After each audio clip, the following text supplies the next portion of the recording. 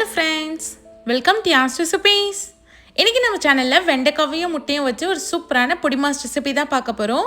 இத நீங்க side டிஷ்ஷாவும் use பண்ணலாம், இல்லனா ரைஸோட போட்டு சாப்பிட்டீங்கனாலும் டேஸ்ட் சூப்பரா இருக்கும். வாங்க எப்படி செய்யறதுன்னு பார்க்கலாம். கடாயில ஒரு குழிக்கரண்டி அளவுக்கு எண்ணெய் சேர்த்துக்கோங்க. எண்ணெய் நல்லா சூடானதும் 1/2 டேபிள் ஸ்பூன் கடுகு சேர்த்துக்கலாம். 1/2 டேபிள் ஸ்பூன் போல சீரகம் சேர்த்துக்கோங்க. இப்போ இது நல்லா பொரியட்டும். 3 வரமிளகாய் சேர்த்துக்கோங்க. 3 பல் அளவுக்கு பூண்டை லைட்டாக இடிச்சிட்டு சேர்த்துக்கலாம், நல்ல வாசனையாக இருக்கும். ஒரு கொத்து கருவேப்பிலை சேர்த்துக்கலாம். கருவேப்பிலை நல்லா பொரிஞ்சதும் 1/2 டேபிள் ஸ்பூன் போல் பெருங்காயத்தூள் சேர்த்துக்கோங்க. இப்போ இதை லைட்டாக தாளித்து விட்டுடலாம். பூண்டு வந்து லைட்டாக கலர் மாதிரி வரணும், அந்த மாதிரி தாளிச்சிருங்க. இப்போ இது கூடவே ஒரு மீடியம் சைஸ் வெங்காயத்தை நல்லா பொடியாக கட் பண்ணிவிட்டு சேர்த்துக்கலாம். சேர்த்துட்டு இதையும் நல்லா வதக்கி எடுத்துக்கலாம்.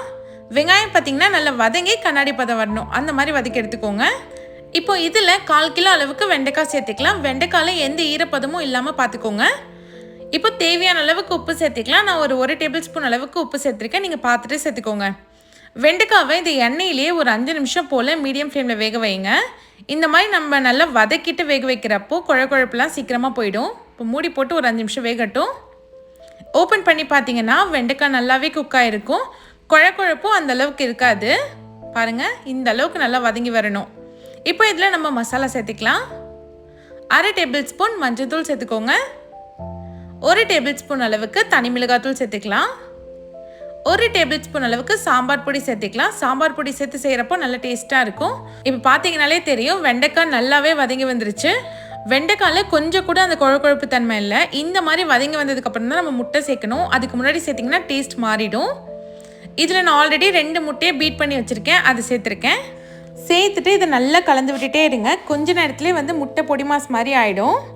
இப்போ வெண்டைக்காவையும் முட்டையும் ஒன்று சேர கலந்து விடுங்க. பாருங்கள், நல்லாவே சூப்பராக மிக்ஸ் ஆகி வந்துருச்சு. எவ்வளோ உதிரியாக இருக்குன்னு பாருங்கள், கொஞ்சம் கூட ஒட்டவே இல்லை. அவ்வளோதான், சூப்பரான வெண்டைக்காய் முட்டை பொடி மாஸ் ரெடி ஆகிடுச்சு. இதை நீங்கள் சுட சுட சாதத்தோடு போட்டு பரட்டி சாப்பிட்டிங்கன்னா அல்டிமேட்டாக இருக்கும். கண்டிப்பாக ரெசிபியை ட்ரை பண்ணி பாருங்கள். மறக்காமல் யாஸ் ரெசிபி சேனலை சப்ஸ்கிரைப் பண்ணிவிடுங்க. தேங்க்ஸ் ஃபார் வாட்சிங்.